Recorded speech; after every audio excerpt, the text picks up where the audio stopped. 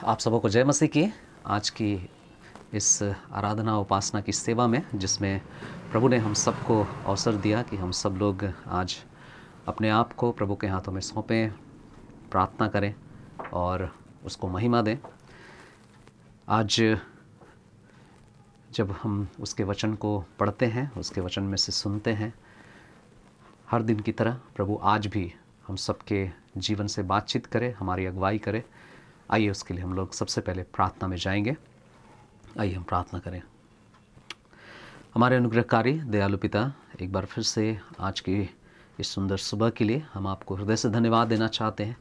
ये प्रभु आपकी दया है, आपकी करुणा है कि हम सब आपके वचन को सुनने के लिए, आपके वचन में से आज के लिए जो हमारे लिए आत्मिक भाग आपने रखा है, आत्मिक भोजन आपने हमारे लिए प्रबंध किया है, उसके लिए प्रभु जी हम आपका धन्यवाद करते हैं और आपसे उम्मीद करते हैं कि प्रभु आप हमारी आवश्यकता के अनुसार आप उन हर एक प्रभु बातों को हमें सिखाएं, जिसके द्वारा प्रभु हम इस पृथ्वी पर एक सफल जीवन को हम व्यतीत करने पाएँ। सारा आदर महिमा आपको देते हुए धन्यवाद के साथ प्रार्थना अपने उद्धारकर्ता यीशु के नाम में चढ़ाते हैं। दया सुन ग्रहण कीजिए। आमीन आमीन। प्रभु का धन्यवाद हो, आज एक बार फिर से हम सब लोग यहाँ उपस्थित हो सके हैं और परमेश्वर ने हम सबको एक सौभाग्य दिया है कि हम उसकी आराधना उपासना खुलकर करें। अपने अपने जो आराधना स्थल हैं, भवन हैं, घर हैं, विभिन्न जगहों पर हम उसको महिमा, उसका आदर करने पाएँ। जैसा कि हम लोग बीते दिनों में पढ़ रहे थे, प्रेरितों काम की पुस्तक को हम लोग लगातार अध्ययन कर रहे हैं और सीख रहे हैं।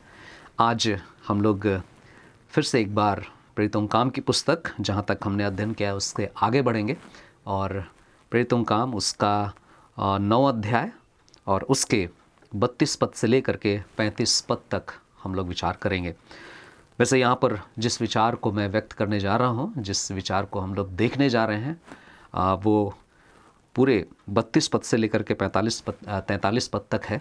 प्रेरितों काम उसका 9 अध्याय उसके 32 से 43 पद तक है। लेकिन क्योंकि हम सारे भाग को नहीं देखने वाले, इसलिए हम केवल इसके शुरुआती भाग को हम लोग देखेंगे। तो सबसे पहले मैं आपके सामने में पढ़ना चाहूँगा इस भाग को। आइए हम लोग अपनी अपनी बाइबल में देखें और मैं आपके लिए पढ़ देता हूँ, ताकि इसे समझने में, इस पर विचार करने में प्रभु हम सबकी सहायता करे और हम इसे अच्छी तरह से समझने पाएँ। प्रेरितों काम 9 अध्याय 32 से 35 पद तक है, लेकिन जो हम लोग पिछली बार जहाँ पर अंत किए थे, हम उस भाग को शुरुआत करते हुए आगे बढ़ेंगे। 31 पद से मैं पढ़ रहा हूँ। प्रेरितों काम उसका 9 अध्याय उसके 31 पद से हम लोग 35 पद तक पढ़ेंगे। और क्योंकि हम लोगों ने 31 पद में समाप्त किया था और एक बहुत ही सुंदर समापन यहाँ पर हुआ था, उसको हम देखते हुए आगे बढ़ेंगे।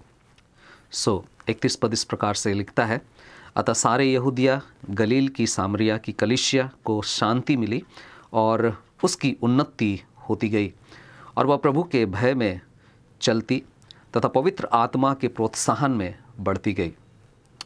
फिर ऐसा हुआ कि पतरस उस संपूर्ण क्षेत्र में यात्रा करता हुआ लुद्दा के पवित्र लोगों के पास भी पहुंचा।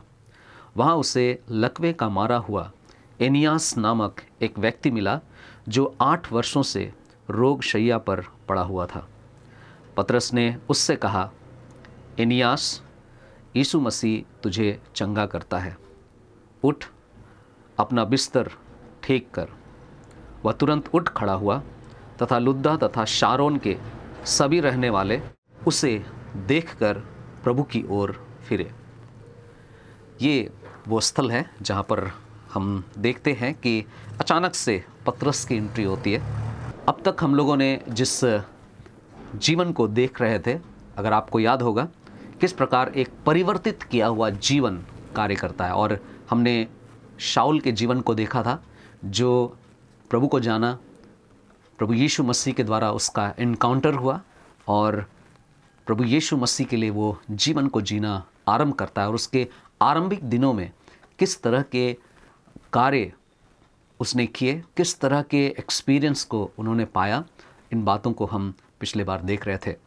एक बदला हुआ जीवन, एक परिवर्तित जीवन, प्रभु के लोगों के साथ अधिक समय व्यतीत करने वाला जीवन होता है और जो एक नई संगति है, जो एक नई सहभागिता है, उसमें एक नए परिवार में वो बढ़ने का प्रयास करते हैं। और ना केवल इतना, लेकिन जो उनके जीवन में एक कार्य होता है, परमेश्वर का कार्य होता है, बदलाव आता है, उसको वो बताने से पीछे नहीं हटते हैं, उसको बताने के लिए अक्सर वो उत्सुक रहते हैं। और यही बात हम शाऊल के जीवन में देखते हैं। यहाँ पर जब शाऊल का पुराना जीवन था, जब वो मसीहों को सता रहे थे, जब वो मसीहों को जेल में बंद कर रहे थे, उस समय किस प्रकार कलीसिया एकदम से परेशान थी। कलीसिया में एक तरह से अशांति फैली हुई थी, क्योंकि वे खुलकर सुसमाचार का प्रचार नहीं कर पा रहे थे।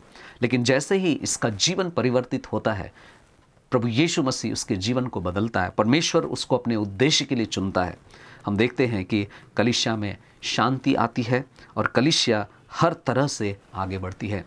कलीसिया में एक शांति का माहौल आता है, कलीसिया प्रभु के भय में एक पवित्रता के लिए आगे बढ़ती है, और ये ऐसी कलीसिया बन जाती है जो बढ़ने वाली कलीसिया और भी अधिक तीव्रता से बढ़ने का प्रयास करती है। और न केवल इतना, लेकिन प्रतिदिन के जीवन में जब वे बढ़ते हैं, उनके चाल चलन में, उनके वॉकिंग में कई तरह के बदलाव को देखने को मिलता है। प्रोत्साहन में एक कलीसिया बढ़ती है, पवित्र आत्मा के प्रोत्साहन के द्वारा। एक तरह से हम कह सकते हैं कि परमेश्वर की अगुवाई में ये कलीसिया बढ़ रही थी। आज जिस विषय पर हम बात करना चाहते हैं वो है आश्चर्यकर्म। और ये आश्चर्यकर्म कोई बहुत ही नया शब्द नहीं है या एक नई विचार नहीं है, लेकिन अक्सर शायद इसको हम सुनते हैं, या फिर लोगों के जीवन में जब परमेश्वर आश्चर्यकर्म करता है तो उनकी गवाहियों के द्वारा हम इस बात को देखते हैं कि कैसे वो लोग आश्चर्यकर्म को समझते हैं और जानते हैं कि ये किसी मनुष्य का काम नहीं है, लेकिन ये अद्वैत परमेश्वर का ये काम है। आज हम बात करेंगे आश्चर्यकर्म मनुष्य को मसीह के लिए जीतते हैं। Miracles win men to Christ. कई बार हम आश्चर्यकर्म की बात करते हैं, और इस खंड में अगर हम देखें तो आश्चर्यकर्म, कई आश्चर्यकर्म यहाँ हुए हैं। और यहाँ पर सबसे पहली आश्चर्यकर्म के विषय में बात करें तो एनियास के विषय में हम लोगों ने पढ़ा, और जिस प्रकार से यहाँ पर दिखाई दे रहा है एनियास कैसा है, एनियास के जीवन में क्या परेशानी है। वो एक लकवे का रोगी है, और प्रभु ने उसको चंगा किया, क्योंकि पतरस वहाँ जाकर उसको प्रभु यीशु मसीह की आज्ञा से उसको चंगा करता है। पतरस बहुत ही हियाव के साथ इस बात को कहता है, और फिर वो चंगाई को प्राप्त करता है। यदि आप 36 पद से लेकर के 40 पद तक आप पढ़ेंगे तो वहाँ पर एक दूसरी घटना है, जो एक दूसरे आश्चर्यकर्म का वर्णन वहाँ किया गया है, जिसको आज हम लोग नहीं देखने वाले हैं।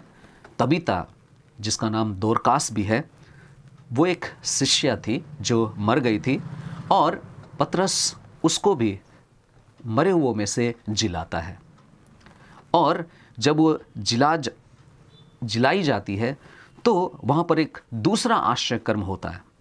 तो अगर इन दोनों आश्चर्यकर्मों के बारे में बात करें तो ऐसा लगता है कि ये खंड आश्चर्यकर्म के विषय में बात कर रहा है। जरूर इस पूरे भाग में, इस पूरे खंड में अगर हम कहें कि किस बात पर फोकस करना चाहिए, तो ऐसा लगेगा कि फोकस करने का जो पॉइंट है, फोकस करने का जो बिंदु है, वो चंगाई है और जिलाया जाना है।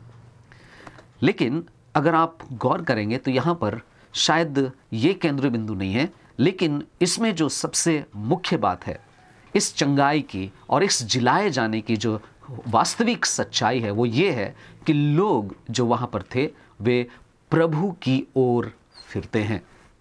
यदि आप 35 पद को देखेंगे तो वहाँ पाएंगे, तब लुद्दा तथा शारोन के सभी रहने वाले उसे देखकर प्रभु की ओर फिरे। और फिर ना केवल इतना, लेकिन अगर आप 42 पद को भी देखेंगे तो यहाँ लिखता है, जब दोरकास जी उठी, पतरस ने उसे प्रभु यीशु मसीह के नाम में, प्रभु यीशु मसीह की सामर्थ से उसको जिलाया, अर्थात प्रभु ने ही उसे जिलाया। तब यह बात पूरे याफा में फैल गई और बहुतों ने प्रभु पर विश्वास किया। एक जगह पर लिखा है कि उसे देखकर प्रभु की ओर लोग फिरे। दूसरी जगह पर कहता है कि और बहुतों ने प्रभु पर विश्वास किया। सच कहें तो यहाँ पर लकवे के रोगी की चंगाई या फिर उस दोरकास जो मर गई थी उसके जिलाए जाने के बारे में जरूर बात कर सकते हैं, लेकिन उससे कहीं अधिक महत्वपूर्ण क्या है, इन दोनों आश्चर्य कर्मों का जो रिजल्ट है, जो परिणाम है, वो यही निकलता है कि जो आश्चर्य कर्म हुए उसके द्वारा मनुष्य मसीह के लिए लाए गए, मसीह की ओर लोग फिरे, प्रभु की ओर लोग फिरे, विश्वास प्रभु यीशु मसीह पर लोगों ने किया। सच देखें तो इस पूरे भाग में 32 पद से लेकर के 43 पद तक में 3 बहुत ही अद्भुत आश्चर्य कर्म हुए हैं। पहला जो कि लकवे के मारे एनियास की चंगाई का वर्णन है। दूसरा तबीता अर्थात दोरकास मृतक में से जिलाई गई है। तीसरा शमौन नाम का एक व्यक्ति है जिसके पास पतरस ठहरता है, और ये शमौन एक हठी और कट्टर और एक हठी धर्मी व्यक्ति की तरह है। एक तरह से कह सकते हैं कि उसके हृदय की चंगाई की होने की आवश्यकता है, और पतरस के वहाँ ठहरने के द्वारा उसके जीवन में एक ऐसी अद्भुत चंगाई उसके जीवन में देखने को मिलता है। अगर हम बात करें लकवे के मारे का चंगाई के विषय में, तो ये एक ऐसी चंगाई है जो शरीर में ये चंगाई हुआ। दूसरी जो दोरकास के मृतकों में से जिलाए जाने के बारे में जो चंगाई होती है, इससे हम कह सकते हैं कि शरीर और आत्मा दोनों में ये चंगाई हुई। और तीसरी जिसको हम कह सकते हैं हृदय की चंगाई। याद रखिए इन सारे आश्चर्य कर्मों का बाइबल में और भी जितनी अन्य आश्चर्य कर्मों का वर्णन किया गया है, उन सभी आश्चर्य कर्मों के समान ये आश्चर्य कर्म भी बहुत ही महत्वपूर्ण है। कोई भी आश्चर्य कर्म जो बाइबल में लिखे गए हैं उनमें आत्मिक सच्चाइयाँ हमें मिलती है। शरीर में किया गया आश्चर्य कर्म या कह लीजिए जो चंगाई लोगों को मिलती है वो थोड़े ही समय के लिए होता है, ये परमानेंट नहीं होता है, ये टेम्पररी होता है। और यहाँ पर भी जब हम देखते हैं ये चंगाई जरूर हुआ है, लेकिन ये चंगाई ऐसी चंगाई नहीं है जो कि हमेशा हमेशा तक बनी रहे, अर्थात जो इस पृथ्वी पर का जीवन है वहाँ तक के लिए केवल हुआ है। और हमें इस बात को समझना है कि शारीरिक चंगाई एक टेम्पररी चंगाई होती है। दूसरे शब्दों में मेरे कहने का मतलब ये है कि वे सभी जो नए नियम में चंगाई को पाए थे, कुछ समय के बाद वे सभी मर गए थे। लेकिन इन चंगाइयों को क्यों किया गया? परमेश्वर ने इन चंगाइयों को क्यों किया? प्रभु यीशु मसीह ने इन चंगाइयों को क्यों किया? क्योंकि परमेश्वर का, प्रभु यीशु मसीह का इन चंगाइयों के द्वारा ये स्पष्ट करना, इस बात को दर्शाना कि आत्मिक चंगाई भी होती है और उस चंगाई को केवल परमेश्वर देता है। और इसीलिए शारीरिक चंगाई में भविष्य में जो अनंत काल की जो आत्मिक चंगाई है उसको मनुष्य प्राप्त करे, उसके विषय में स्पष्ट करने के लिए टेम्पररी चंगाई को परमेश्वर करता है। और जो आत्मा की चंगाई होती है, आत्मिक चंगाई जो होती है, वो अनंत काल तक के लिए बनी रहती है। यदि हम कहें कि एनियास का लकवे से चंगाई को प्राप्त करना, दोरकास का जो कि मृत्यु में थी वहाँ से उसको जीवन को प्राप्त करना, और शमौन का जो कि एक हठी और धर्मी व्यक्ति का जीवन है जिसके हृदय में प्रभु यीशु मसीह की सामर्थ्य के द्वारा परिवर्तन को अनुभव करना, ये सारी घटनाओं के द्वारा, इन सारी चंगाइयों के द्वारा कई तरह की शिक्षा हम यहाँ पर पा सकते हैं। एनियास जो हमें ये याद दिलाता है, एनियास की चंगाई से हमें ये सीख मिलती है कि आत्मिक रूप से अगर कोई असहाय हैं तो वो हिम्मत ना हारें, क्योंकि वे आत्मिक रूप से बचाए जाएंगे, परमेश्वर के द्वारा उनको सहायता मिलेगी और वे उम्मीद रख सकते हैं कि आत्मिक रूप से जो अनंत काल की आशीष है उसको प्राप्त कर सकें। दोरकास का जीवन उसके जीवन में जो घटना घटती है उससे हमें ये सीख मिलती है कि अगर कोई मृत्यु के भय में है, उनके लिए मसीह यीशु में भविष्य का जो जीवन है उसकी आशा को हम रख सकते हैं। और जब हम शमौन के बारे में बात करते हैं, जिसको हम आने वाले दिनों में पढ़ेंगे और देखेंगे, प्रभु यीशु मसीह की सामर्थ से किसी के भी जीवन में, वो चाहे कितने भी हठी धर्मी हो, कितने भी तर्क करने वाले धर्मी हो, उनके जीवन में परिवर्तन आ सकता है। इस बात का आश्वासन हमें मिलता है।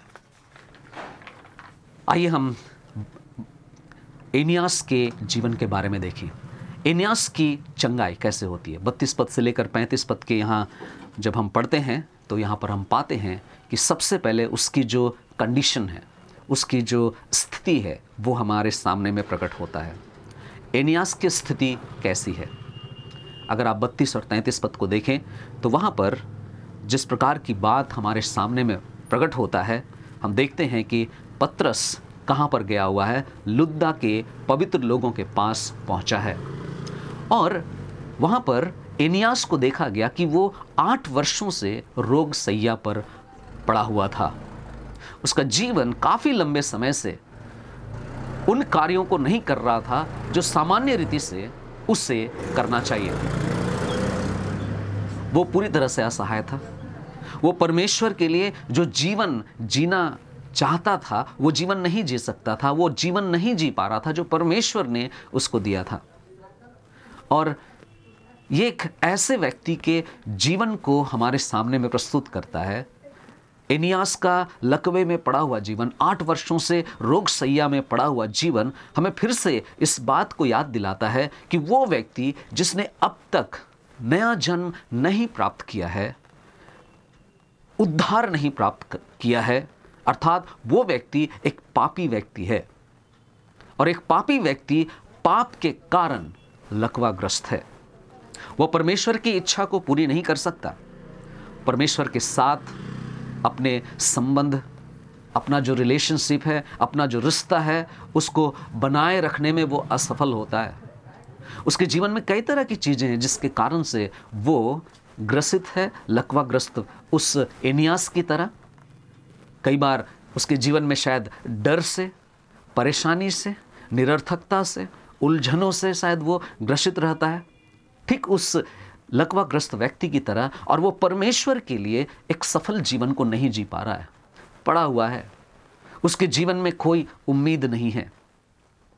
वो अपने पाप के स्वभाव, अपने अनाज्ञाकारिता के वश में रहने के कारण परमेश्वर का जो उद्देश्य है, उस उद्देश्य को वो पूरा नहीं कर पा रहा है। आखिर ऐसा क्यों होता है? क्यों एक व्यक्ति परमेश्वर के उद्देश्य को नहीं पूरा कर पाता है? वो व्यक्ति जो नया जन्म नहीं पाया है, वो व्यक्ति जो अब तक प्रभु को ग्रहण नहीं किया है। पहला कुरिन्थियों उसका 2 अध्याय और उसके 14 पद में जब हम पढ़ते हैं तो वहाँ पर बहुत स्पष्ट रीति से लिखा हुआ है। पहला कुरिन्थियों 2 अध्याय और उसका 14 वचन, परंतु शारीरिक मनुष्य परमेश्वर के आत्मा की बातों को ग्रहण नहीं करता। कौन? शारीरिक मनुष्य, अर्थात वे मनुष्य जो शरीर को ही प्रसन्न करना चाहते हैं। शरीर में हमें क्या अच्छा लगता है, मुझे ये वस्त्र चाहिए, मुझे ये भोजन चाहिए, इसको जब हम खाते नहीं हैं तो हमें संतुष्टि ही नहीं लगती है। हमें यहाँ घूमना है, अगर हम वहाँ घूमेंगे तभी जा कर के मेरे मन को बड़ी शांति मिलेगी। शारीरिक मनुष्य परमेश्वर की आत्मा की बातों को ग्रहण नहीं करता। परमेश्वर जो करना चाहता है, परमेश्वर जो उसके जीवन को, उसके आत्मिक जीवन में एक अद्भुत बदलाव को लाना चाहता है, उसे बचाना चाहता है, वो उसे नहीं समझ सकता। और आगे कहता है क्योंकि वे उसके लिए मूर्खतापूर्ण है। आत्मिक बातें, आत्मिक वचन, परमेश्वर के आत्मा की बातें, वे उनके लिए मूर्खतापूर्ण लगती हैं और वह उन्हें समझ नहीं सकता क्योंकि उनकी परख आत्मिक रीति से होती है। ये स्थिति है। यदि हम शरीर के लिए जीते हैं तो हम परमेश्वर को कभी प्रसन्न नहीं कर सकते, परमेश्वर के आत्मा की बातों को हम कभी समझ नहीं सकते। एनियास की यही स्थिति थी। एनियास लकवाग्रस्त था। उसकी वास्तविक स्थिति ऐसी थी कि परमेश्वर का जो उद्देश्य था उसके जीवन के लिए, उस उद्देश्य को वो पूरा नहीं कर पा रहा था। तभी पतरस उसे आज्ञा देता है, और पतरस की आज्ञा को हम पाते हैं 34 पद में, जहां पर लिखा है, पतरस ने उससे कहा, एनियास, यीशु मसीह तुझे चंगा करता है, उठ अपना बिस्तर ठीक कर। यहां पर अगर आप देखेंगे, पतरस बड़े ही हियाव के साथ, पूरे भरोसा के साथ इस बात को कहता है कि एनियास, यीशु तुझे चंगा करता है, उठ अपना बिस्तर ठीक कर। निश्चित रूप से हम जानते हैं कि एनियास को कहां से शक्ति मिली, कहां से बल मिला? प्रभु यीशु मसीह ने उसको बल दिया। प्रभु यीशु मसीह ने ही एनियास को चंगा किया। और एनियास जानता है कि पतरस के द्वारा प्रभु यीशु मसीह ने मुझको ठीक किया है। अगर आप गौर करेंगे, पतरस ने यह नहीं कहा कि यीशु तुझे चंगा करेगा, बल्कि उसने ये कहा कि वह तुझे चंगा करता है। अर्थात पतरस के कहने के पहले ही प्रभु यीशु मसीह ने एनियास को चंगा कर दिया था। और एक बड़ी अद्भुत बात है, पतरस को जरूर प्रभु यीशु मसीह ने उसके द्वारा इस कार्य को किया, लेकिन चंगा करने वाला पतरस नहीं, बल्कि प्रभु यीशु मसीह है। मतलब एनियास को इसके पहले की कहे चंगाई मिल चुकी थी। कहने के बाद चंगाई मिली, ये बात नहीं है, लेकिन उसने पहले ही कहा, उसने इस बात को प्रकट किया कि तुम्हारी दशा जैसी भी हो, तुम्हारे लिए, तुम्हारे चंगाई के लिए प्रभु यीशु मसीह ने अद्भुत कार्य कर दिया है। तुम्हें बचा लिया है, तुम्हें छुड़ा लिया है, तुम्हें छुटकारा दे दिया है। तुम्हारे जीवन में जो अशांति है, तुम्हारे जीवन में जो परेशानी बीते 8 वर्षों से है, उसको प्रभु यीशु मसीह ने पहले से ही देख लिया है, और वो तुझे ठीक करता है। मेरे प्रियो, जब हम इस संसार में उद्धार पाए, जब हमारा उद्धार हुआ, हमारी भी दशा ऐसी ही थी। इसके पहले कि हम प्रभु की ओर देखते, हमारे लिए, हमारे जीवन में जिस समय हम पश्चाताप करते हैं, उसके पहले ही प्रभु यीशु मसीह ने हमारे लिए, हमारे उद्धार के लिए कार्य को कर दिया था। यदि आप रोमियो की पत्री उसके 5 अध्याय और उसके 6 और 7 और 8 पद को देखेंगे, तो वहाँ पर आप पाएंगे इस प्रकार लिखा हुआ है। रोमियो उसका 5 अध्याय और उसके 6, 7 और 8 पद में, जब हम निर्बल ही थे, तब ठीक समय पर मसीह भक्तिहीनों के लिए मरा। कब? जब हम निर्बल ही थे, हमें कोई सामर्थ्य नहीं थी। हम क्यों निर्बल थे? क्योंकि हम में पाप था, क्योंकि हमने परमेश्वर की आज्ञाओं का उल्लंघन किया था। हमने अपना अपना मार्ग चुन लिया था। हम निर्बल थे।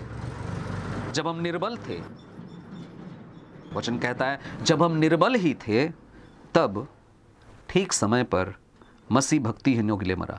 दुर्लभ है कि किसी धर्मी मनुष्य के लिए कोई मरे, पर हो सकता है कि किसी भले मनुष्य के लिए कोई मरने का साहस भी कर ले।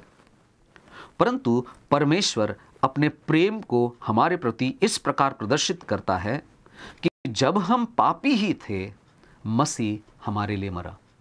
वचन क्या कह रहा है? जब हम पापी ही थे, तब मसीह हमारे लिए मरा। इसके पहले कि मेरा जन्म हुआ, इसके पहले कि मैंने पाप के स्वभाव में अपने जीवन को व्यतीत किया, हमारे लिए पहले से ही हमारे पापों की क्षमा का प्रयोजन, हम पापियों से प्रेम करने का जो कार्य है, वो कर दिया गया था। और प्रभु यीशु मसीह हमारे पापों के लिए, जब हम पापी ही थे, मसीह हमारे लिए मर चुका था। और ये बड़ी ही सुंदर बात हमें लगती है। जब हम क्षमा पाते हैं, जब हम छुटकारा पाते हैं, तो ये कार्य हमारे लिए पहले ही किया जा चुका है। इस छुटकारा का जो उपाय है पहले ही हमारे लिए किया जा चुका है। ठीक उसी प्रकार से यहाँ पर आप देख सकते हैं एनियास की चंगाई पहले ही हो चुकी होती है। प्रभु यीशु मसीह ने उसको चंगा किया है। तीसरी बात जो हम देखते हैं वो है एनियास का इलाज।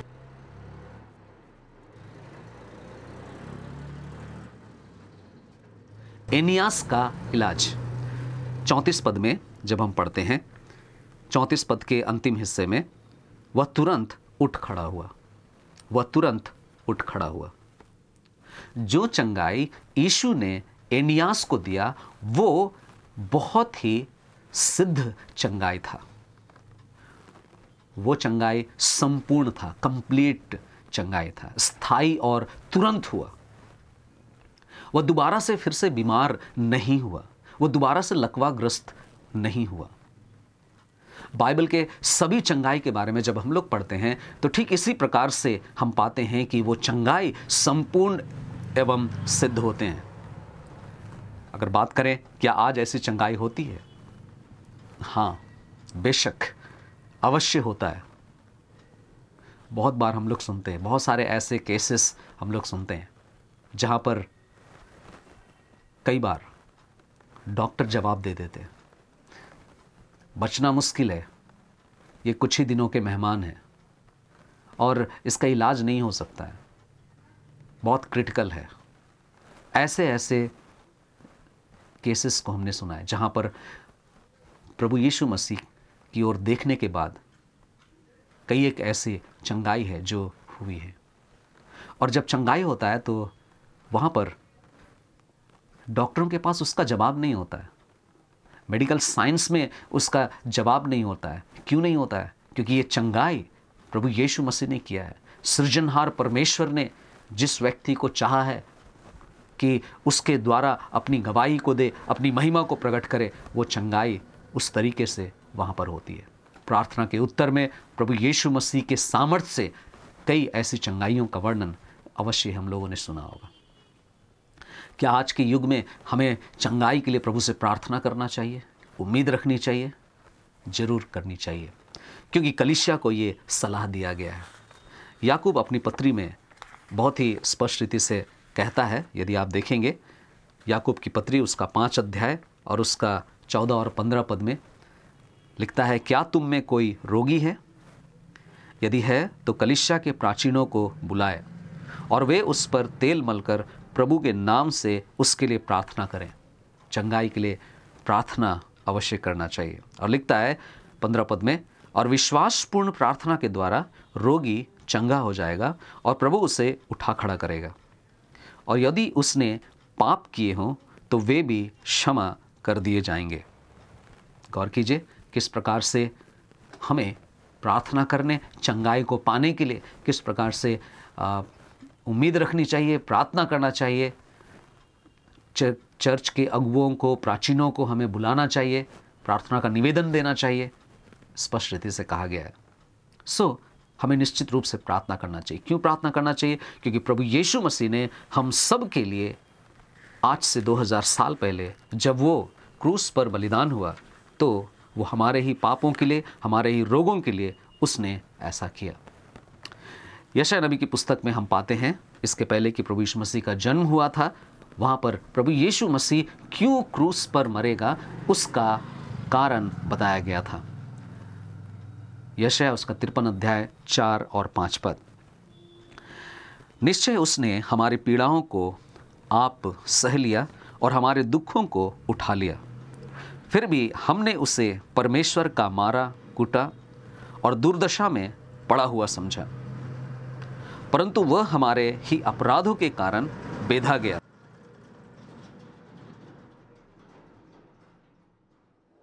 वो हमारे अधर्म के कामों के लिए कुचला गया, हमारी ही शांति के लिए उस पर ताड़ना पड़ी, उसके कोड़े खाने से हम चंगे हुए। उसने हमारी पीड़ाओं को आप सह लिया, हमारे ही रोगों को चंगा करने के लिए उसने दुख को सहा, पीड़ाओं को सहा।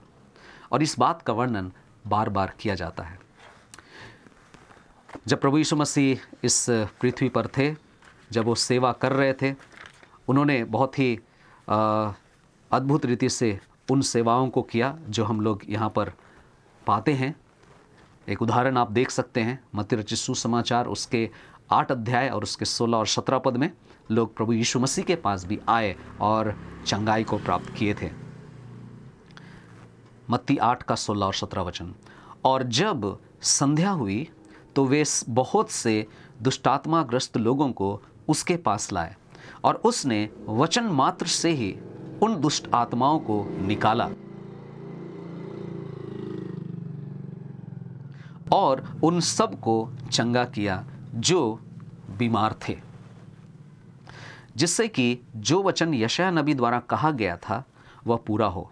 उसने स्वयं हमारी दुर्बलताओं को ले लिया और हमारे रोगों को उठा लिया। यीशु क्यों दुख सहा? यीशु क्यों क्रूस पर बलिदान हुआ? हमारे दुर्बलताओं को और हमारे रोगों को पहले ही, इसके पहले कि हम उनमें पड़े, पहले ही उसने उठा लिया है। याद रखिए, ये चंगाई का एक पहलू है। लेकिन चंगाई के विषय में यहाँ पर जिस तरह से हम एनियास के जीवन में देख रहे हैं, निश्चित रूप से वहाँ चंगाई हुई है। लेकिन इस चंगाई के विषय में, आश्चर्यकर्म के विषय में एक और बात भी जानना जरूरी है। और वो बात ये है कि जरूरी नहीं है कि आपके जीवन में हर बार चंगाई हो, या केवल चंगाई होगी तभी परमेश्वर को महिमा मिलती है। ऐसी भी बात नहीं है। क्यों बात नहीं है? क्योंकि बाइबल में कई ऐसे उदाहरण हैं जहां पर हम पाते हैं कि चंगाई, कुछ एक लोगों की चंगाई, जैसे पौलुस के जीवन में चंगाई की आवश्यकता थी, उसे चंगाई नहीं मिली। पौलुस बहुत स्पष्ट रीति से कहता है, अगर आप देखेंगे मेरे साथ, आप निकाल सकते हैं, 2 कुरिन्थियों उसका 12 अध्याय और उसके 7 और 8 पद में कहता है, प्रकाशनों की अधिकता के कारण, 2 कुरिन्थियों उसका 12 अध्याय 7 और 8 वचन, प्रकाशनों की अधिकता के कारण मैं घमंड न करूं, इसलिए मेरी देह में एक कांटा चुभाया गया है, अर्थात शैतान का एक दूत, कि वह मुझे दुख दे और घमंड करने से रोके रहे। मैंने इसके विषय में प्रभु से 3 बार प्रार्थना की कि यह मुझसे दूर हो जाए। बहुत स्पष्ट रूप से यहाँ पर कहता है कि पौलुस स्पष्ट करता है कि मेरे जीवन में मैं बीमारी की अवस्था में ही जी रहा हूँ। और इस तरह से हम इस बारे में समझ सकते हैं कि प्रभु यीशु ने भी बहुतों को चंगा किया, लेकिन ऐसा नहीं है कि उस समय में सारे के सारे बीमार लोग चंगे किए गए। हम जानते हैं प्रभु यीशु मसीह बहुत सारे बीमारों के बीच में से गुजरे, लेकिन कुछ ही लोगों ने चंगाई को प्राप्त किया। इस बात का वर्णन बाइबल हमें बतलाता है। सबने चंगाई नहीं पाई। जिनके द्वारा परमेश्वर की महिमा होनी थी, उन लोगों का वर्णन हम पाते हैं। और उस समय उस नगर में और भी लोग होंगे, जो लोग, जिन लोगों के बीच में से प्रभु यीशु मसीह गुजरे होंगे, लेकिन उन लोगों ने चंगाई नहीं प्राप्त किया होगा। कहने का मतलब यह है कि ये चंगाई परमेश्वर करता है, और परमेश्वर जब जहां अपने महिमा के लिए जिस तरह से भी करना चाहता है, जिस तरह से परमेश्वर का उद्देश्य पूरा होता है, वो उस चंगाई को तब करता है। कहने का मतलब यह है कि चंगाई से कई बार गलत मार्गदर्शन भी हो सकता है। सावधान रहें। प्रभु यीशु मसीह ने स्वयं कहा था कि अंत के दिनों में, अंतिम दिनों में झूठे मसीह और झूठे नबी उठ खड़े होंगे, उनसे सावधान रहना। यदि आप देखेंगे मत्ती रचित सुसमाचार उसका 24 अध्याय और उसके 24 पद में, तो और भी स्पष्ट आपके लिए हो जाएगा। मत्ती रचित सुसमाचार 24 अध्याय उसका 24 वचन।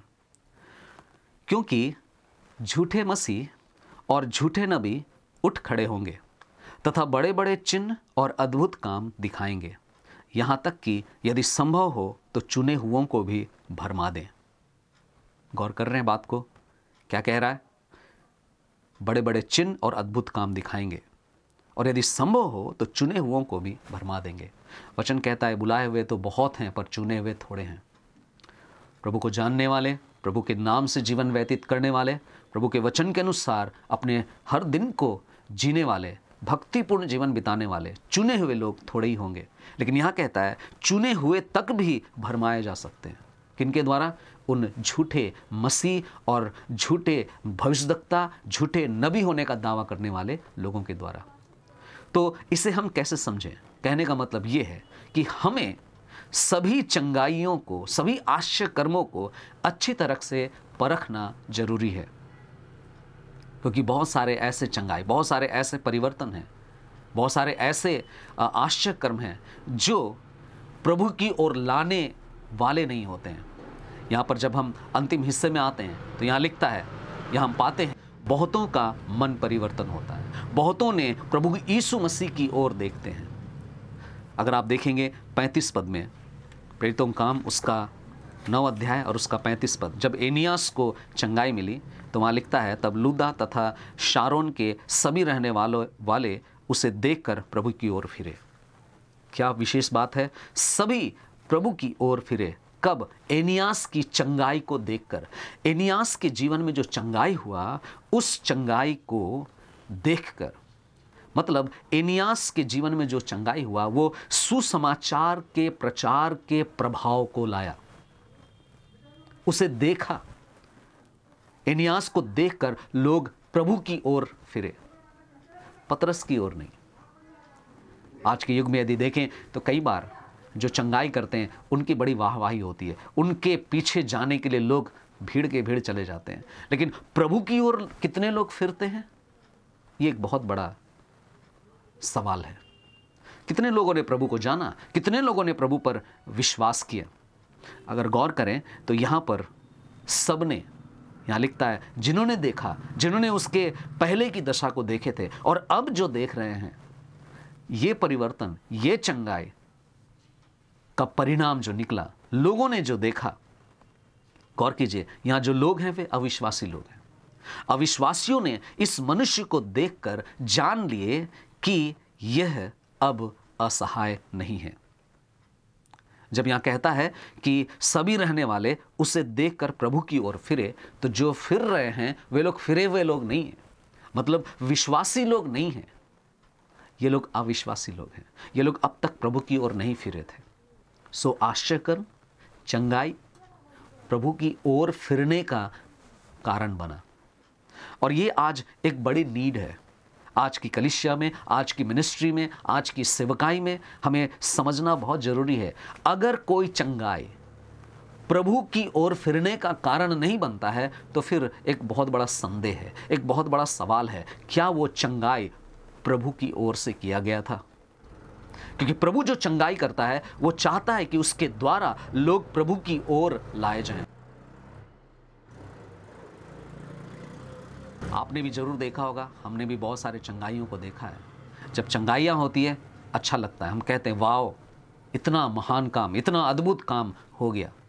लेकिन उसके बाद, उसके पश्चात जिन्होंने चंगाई पाया वे कहाँ रहते हैं? क्या वे कलीसिया में हैं? क्या वे अपना जीवन प्रभु को दिए हैं? क्या वे अपने पापों से पश्चाताप किए हैं? या न केवल जिन्होंने चंगाई पाया है, लेकिन उसके आसपास के लोग, उसके समाज के लोग, उसके आस पड़ोसी लोग, क्या वे जो अब तक प्रभु की ओर नहीं फिरे थे प्रभु की ओर फिरते हैं? या फिर आज की जो हमारी चंगाई की मिनिस्ट्री है, जो आज आश्चर्य कर्म करने के लिए जो प्रभु ने वरदान दिया है, उससे केवल हम अपने नाम को कमा रहे हैं, हम अपनी संस्था के नाम को कमा रहे हैं, हम अपने चर्च को और अधिक प्रचलित कर रहे हैं, या हम अपनी मिनिस्ट्री को ऊंचाई पर पहुंचा रहे हैं? याद रखिए, पहली कलीसिया, प्रारंभिक कलीसिया, जब कभी भी चंगाइयाँ हुई, जब कभी भी आश्चर्यक्रम हुआ, बार बार यहाँ आप पाएंगे, आप पढ़ेंगे कि लोग उन चंगाइयों को देखकर प्रभु की ओर फिरे। और ये हमारे लिए बड़ा ही प्रोत्साहन की बात है। आज हो सकता है अब तक हमने प्रभु की ओर फिरने का अनुभव नहीं पाया। प्रभु आज चाहता है कि हम उसकी ओर फिरें।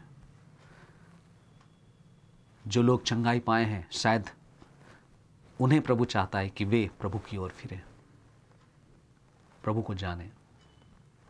प्रभु सहायता करे कि हम इन वचनों के द्वारा और भी अधिक उसके प्रेम को, उसकी सामर्थ को, उसके द्वारा जो जीवन में बदलाव आता है, शरीर में जो भी चंगाई होती है, शरीर में जो भी अद्भुत कार्य होते हैं, उसके द्वारा प्रभु के पास आने का ये एक कारण बन सके, उसमें प्रभु सहायता करे।